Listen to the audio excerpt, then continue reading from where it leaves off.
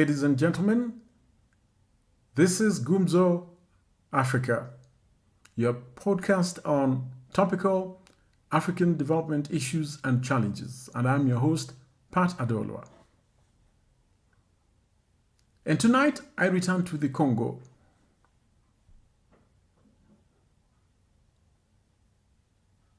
The Congo concluded an election on the 20th of December 2023. It was a gruesome election which some of the contestants dubbed as shambolic and chaotic. It was an election that pitted the incumbent, Mr. Felix Antoine Tshisekedi Tshilombo, against one Moise Katumbi, former governor of the province of Katanga, Martin Fayulu, a contestant, perhaps perennial, in the Congo elections, and one Professor Mukwege, a Nobel Prize laureate. And Felix Tshisekedi prevailed. He won with a staggering 70% of the votes cast. His opponents were not amused. They dubbed it a sham. The elections to them were not authentic. They did not represent the will of the people. But that's now water under the bridge. On the 20th of January, 2 days ago, 2024, Felix Antoine Tshisekedi Tshilombo was sworn in as the President of the Republic of Congo for a second term amidst pomp and ceremony. The event took place at the Stade de Mater in Kinshasa, a sprawling edifice that was packed to the brim. The crowds were enthusiastic. There was singing and dancing. There were speeches in Lingala, in Chiluba, not many in Kiswahili, and that seemed to speak volumes about the relations between Western Congo and Eastern Congo, because there was a lot of speaking in Lingala, but not as much in Kiswahili. I would have expected some sort of balance between the two languages because both are national languages alongside French, but that did not seem to happen. It speaks to the tense relations between the East and the West. But that's the story for another day. But as I watched different heads of state drive majestically into the Stade de Mater in Kinshasa, I couldn't help but notice the absence of East African leaders.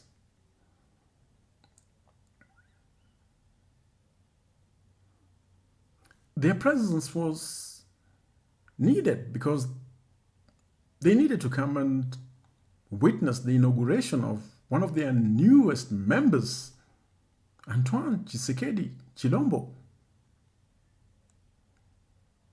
And as the master of ceremonies announced the arrival of each head of state, by the end of that session of introducing heads of states, only 2 presidents out of a possible 7 from the East African community had arrived at the Stade de Mater in Kinshasa.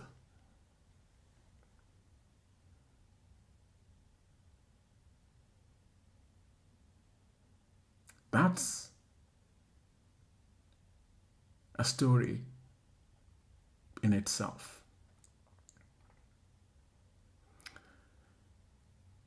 And when President Ruto arrived, the master of ceremonies seemed to be a little surprised and made some comments in French as to the surprise arrival of the president of Kenya. I did not understand why, but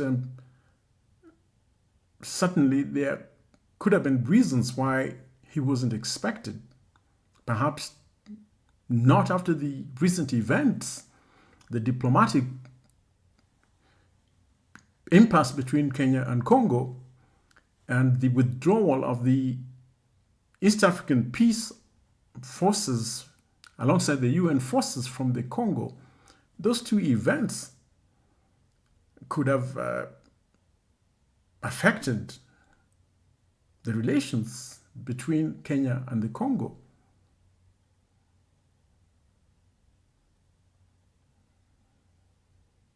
But at the same time, during the campaign period in the Congo, President Tshisekedi had shown open disdain for leaders from the East African region.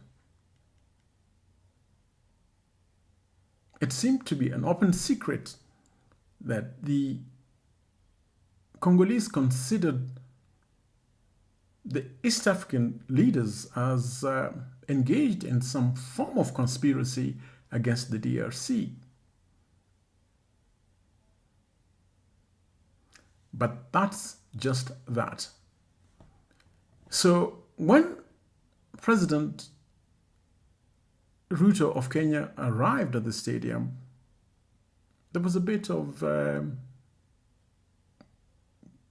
consternation amongst the officials, but they welcomed him nonetheless, as they did the rest of the heads of state.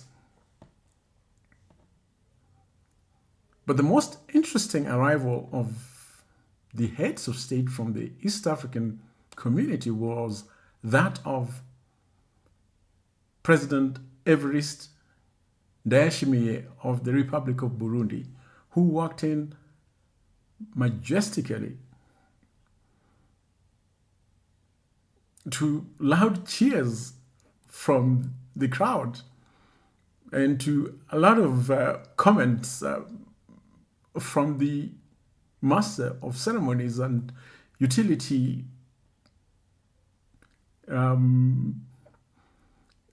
continuity newscasters of the Republic of Congo. And they were dismayed at how confident President Evariste Ndayishimiye was as he strode into the Stade de Maters in Congo, Kinshasa. It was a spectacle to behold, but he was the East African head of state who stood out. Perhaps he saved the grace for us, those who come from East Africa, just perhaps.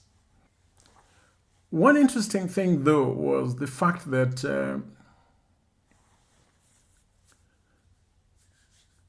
the no-show on the part of the president of the East African community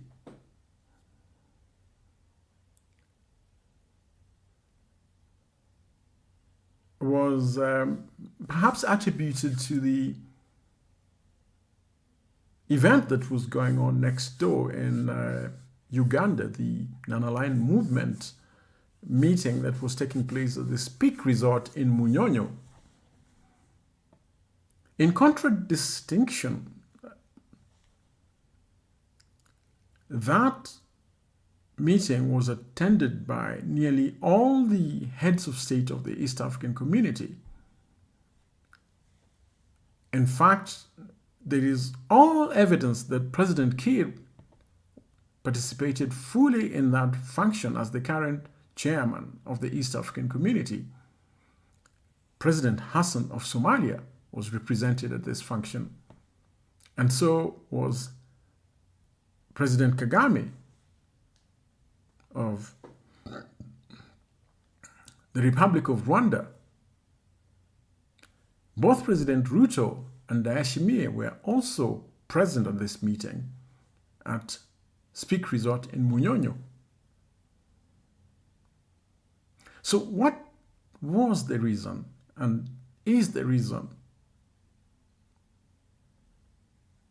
they could not extend their visit to Kinshasa?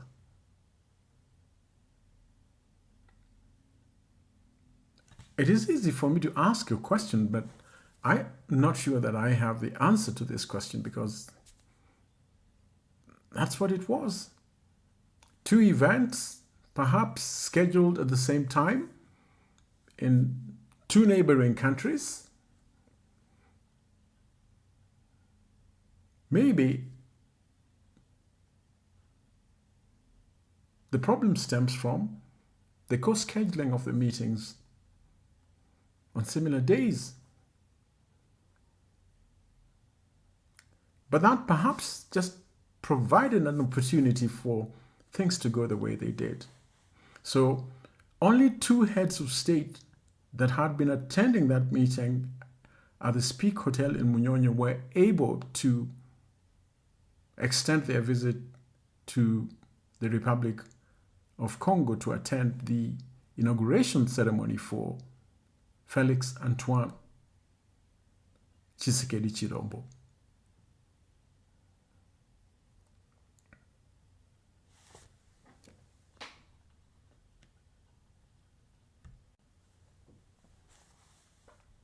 So the big question that one might want to ask is,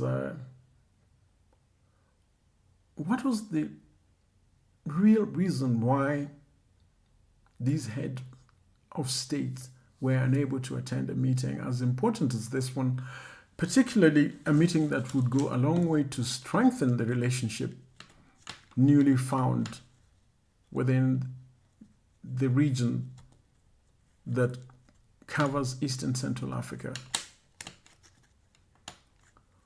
What was the biggest national interest between the meeting for the non-aligned leaders and the East African community that includes the Democratic Republic of Congo was more important than the other? Why did the leaders make a choice between attending and not attending a meeting that would have strengthened the relationships that were hashed only recently between the member states of East Africa and the Democratic Republic of Congo?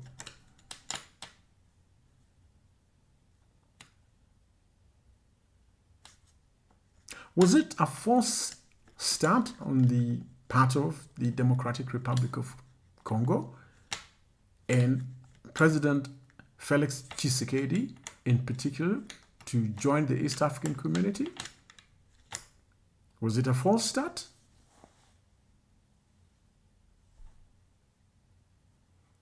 Did the President of the Republic of Congo join the East African community prematurely?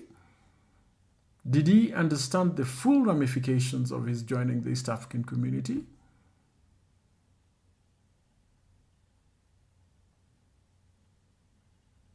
Or was he responding to the exhortations of a good friend, in this case, President Uhuru Muigai Kenyatta, to join the East African community? It could be several things. But one has to appreciate the fact that at the time that Congo joined the East African community, it was against a backdrop of insecurity,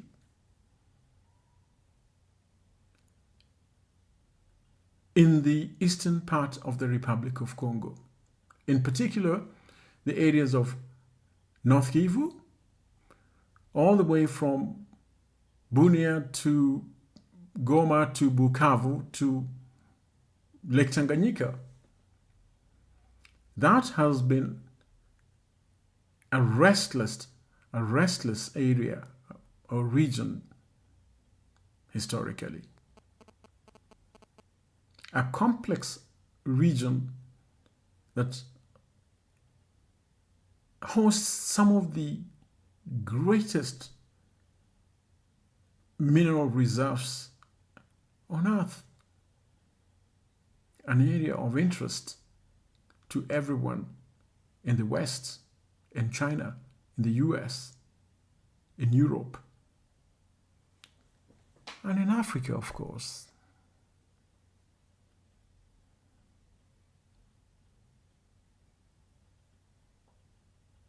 Perhaps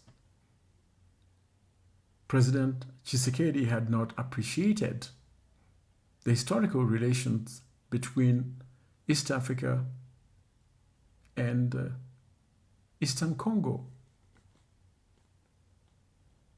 These relationships have existed for millennia.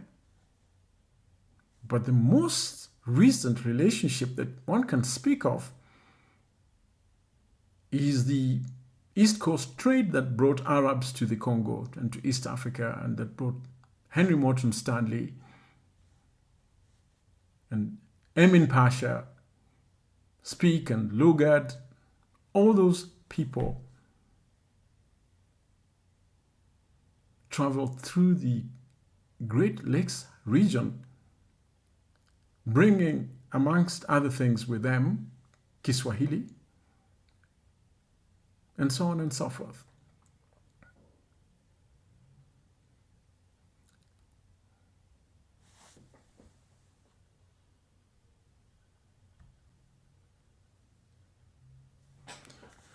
But it must also be understood that Uganda, and to an extent Tanzania and Rwanda, have had long relations with the Republic of Congo, particularly the time during the time of President Laurent Kabila. President Kabila had a good relationship with these countries.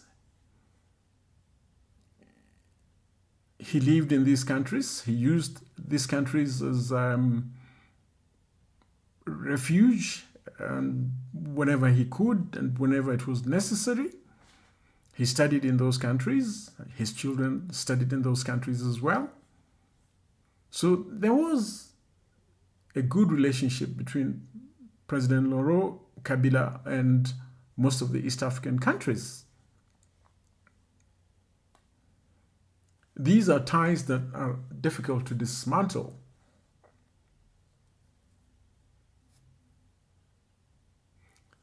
But there are other aspects to this. The 1993 genocide in the Republic of Rwanda had a big impact on the configuration of things in the east of DRC. It culminated in a lot of refugees spilling over into the eastern part of Congo, both Tutsi and Hutu. And that brought with it different challenges altogether.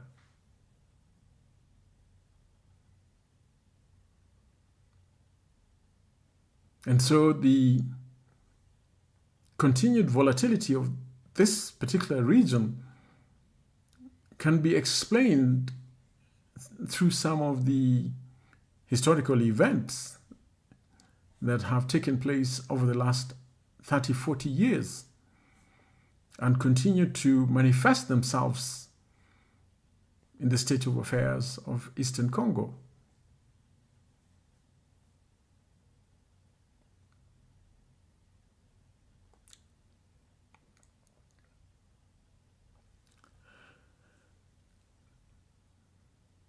But recent disagreements between President Tshisekedi and the president of Rwanda, President Paul Kagame, have not helped matters much. And the advent of armed rebel groups fighting one cause or another, or supporting different factions to access the rich resources of this region, have made Eastern Congo a challenge to governance.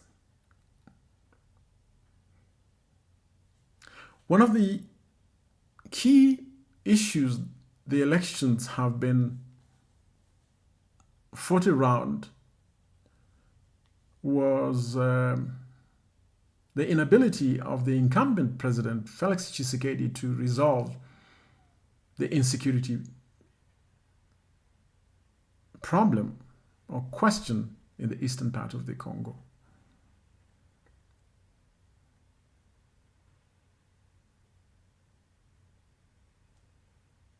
And so that continues to be big on his agenda for re-election. And in his speech at the Stade de Meta in Kinshasa, he pledged to put the question of Eastern Congo's insecurity, or security if you like, top of his agenda as he embarks on his second term. I thought that that was an interesting undertaking on his part, because of all the things that need to be taken care of in the Congo, I believe security should be the most strategic.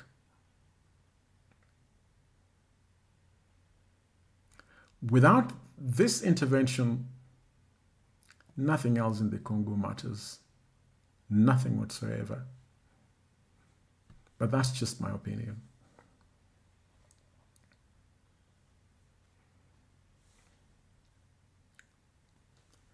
But other challenges exist in Eastern Congo.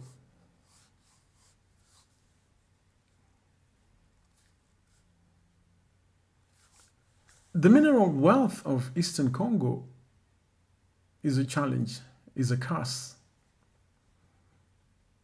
and is the source of conflicts between the countries bordering it. The Congo is an irresistible destination. If the rest of the world can't resist it, it is difficult to blame Africans in the neighborhood for finding it irresistible.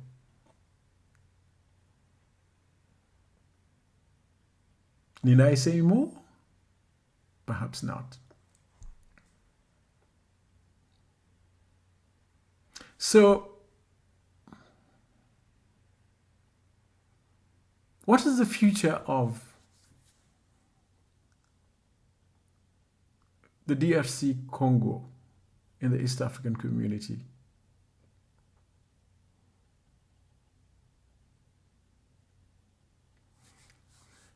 I found it rather interesting that it was during the tail end of the campaign period in the Congo that President Felix Tshisekedi chose to ask the East African peacekeepers to exit the Congo alongside the United Nations peacekeepers.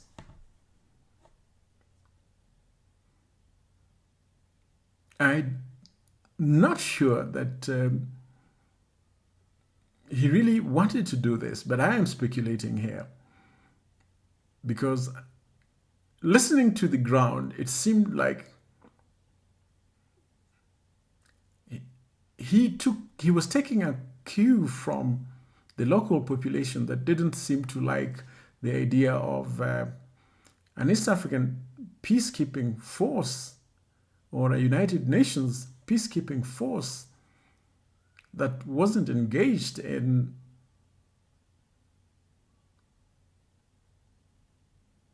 open warfare, engaging the armed rebel groups all over the place, which proposition I found quite exciting, if not amazing, because I'm not sure that that's the role of peacekeeping forces.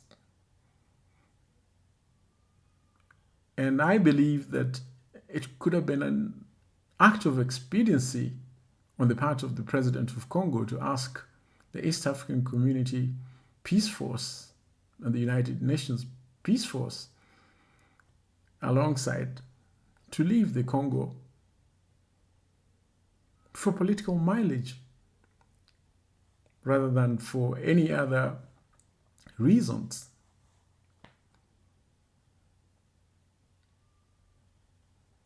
But having made that kind of decision, and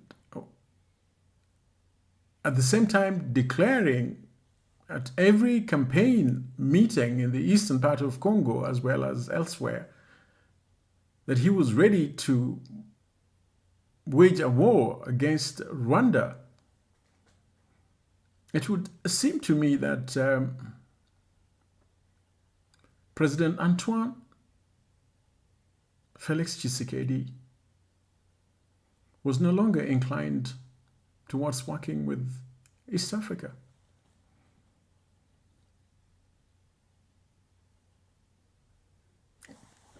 It wasn't difficult to see this during the inauguration ceremony. It wasn't difficult at all. The delegations from SADC were strong. President Chikwera, President Ramaphosa, President Nyusi,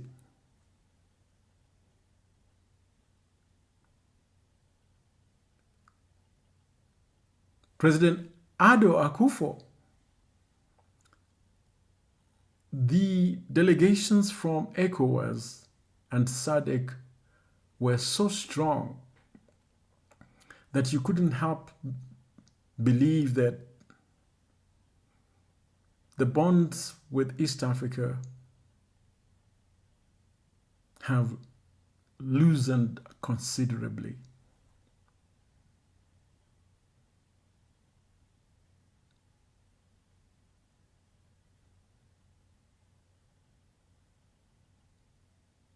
So, what's the future of Congo in the East African community?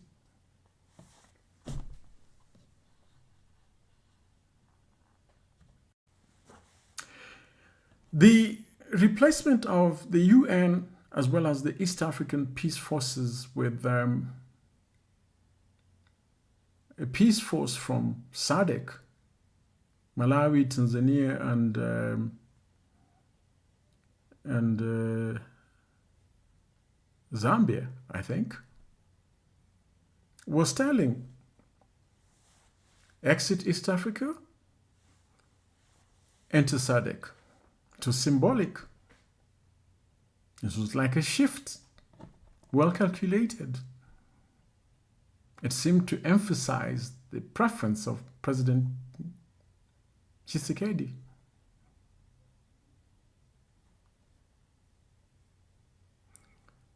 When on the 15th of December,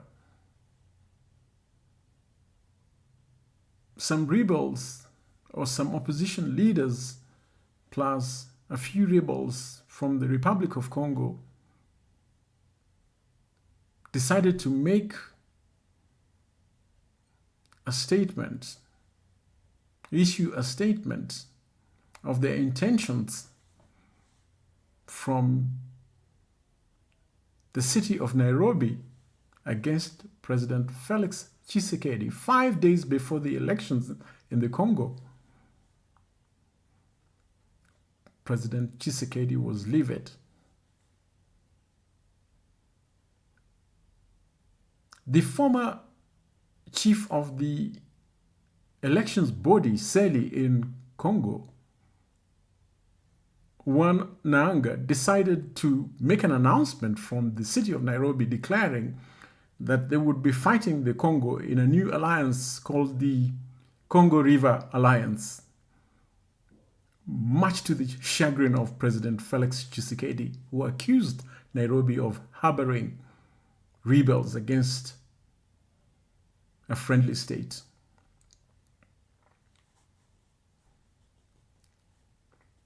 And Kenya protested its innocence,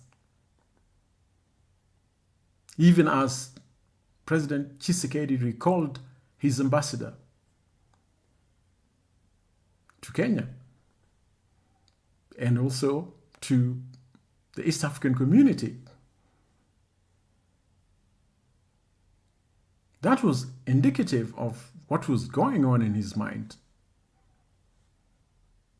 Fortunately, Kenya's ambassador to Congo, Dr. Masafu, was only summoned to a dressing down and wasn't asked to leave. Perhaps it wasn't necessary to do so. It was left to our own discretion as a country.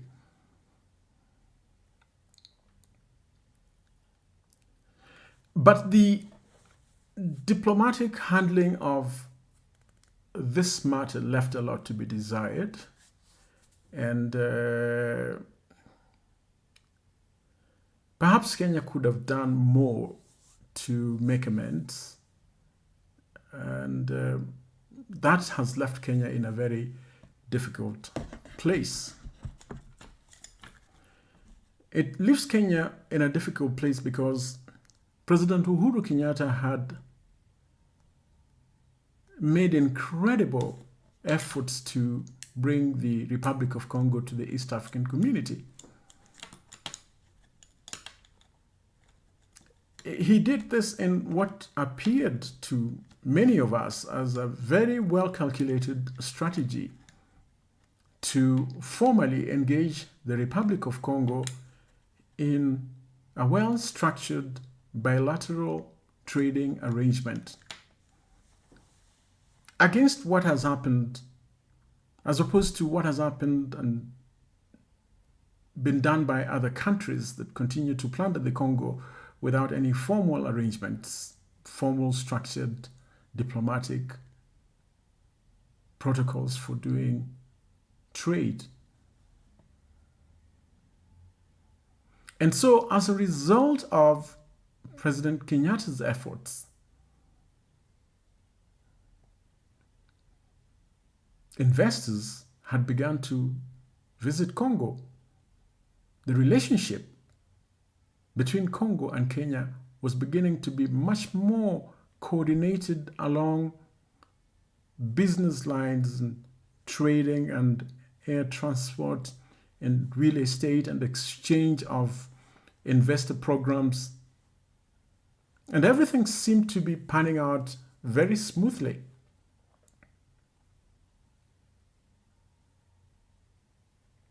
Until Cornelius Nanga arrived to make a statement right out of Nairobi declaring that there would be a new alliance of the River Congo to change the fortunes of the Democratic Republic of Congo.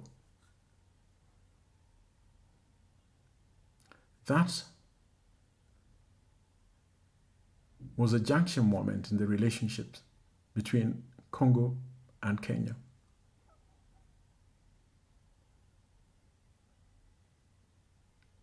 So, what President Kenyatta had started as a very well-calculated move to engage the Congo in a structured manner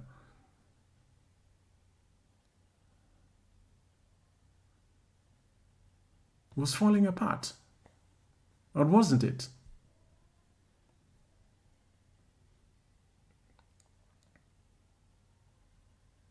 I'm not sure, but recent events, particularly at the inauguration ceremony in Kinshasa, were interesting to watch, particularly the Kenyan mission to the inauguration ceremony. If that was anything to go by, was a massive attempt, if you ask me, to do some damage control. First, there was the former president, Uhuru Kenyatta himself, arriving in Kinshasa a day on the 19th of January, a day before the event, on a flight from Uganda, using a flight from Uganda in the company of the deputy president of Uganda. I think in Uganda they call them the vice president.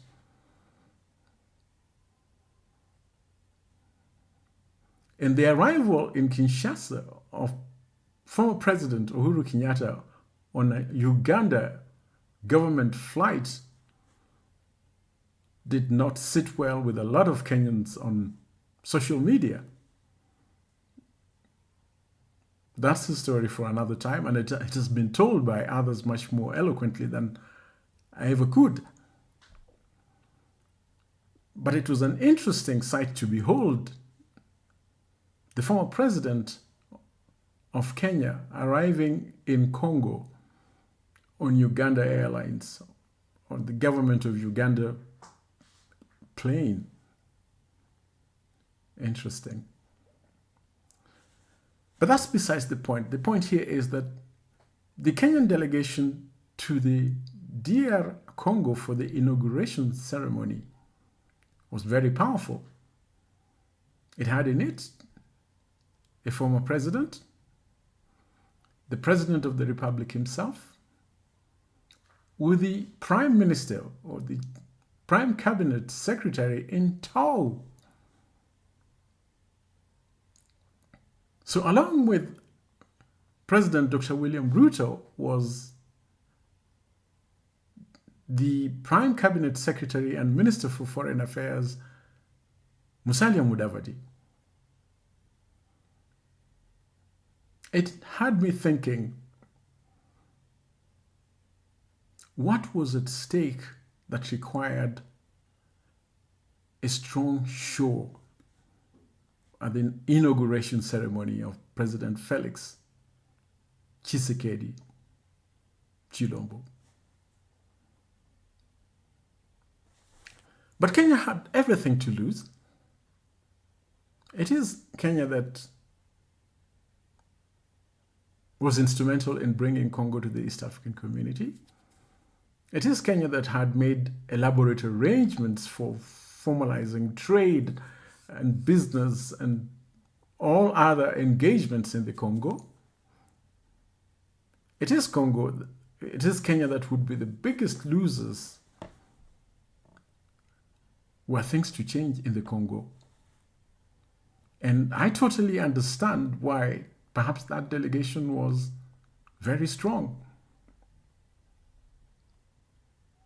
But the question then begs, at the end of the day, what can be made of this 5-year short relationship between the Republic of Kenya and the Democratic Republic of the Congo?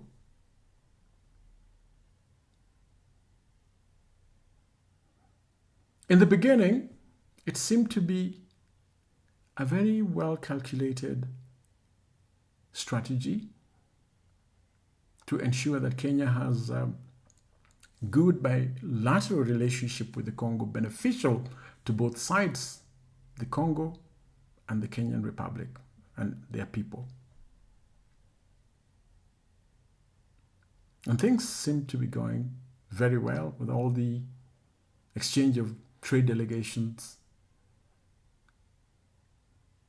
diplomatic missions, the entry of Congo into the East African community, to complement whatever used to be done in much more informal ways that would have really helped Kenya to increase its foreign earnings. It was a strategy. But as things came to a close during the inauguration ceremony, one couldn't help wondering whether it has not turned out as a misadventure of sorts. You be the one to judge that, and I thank you.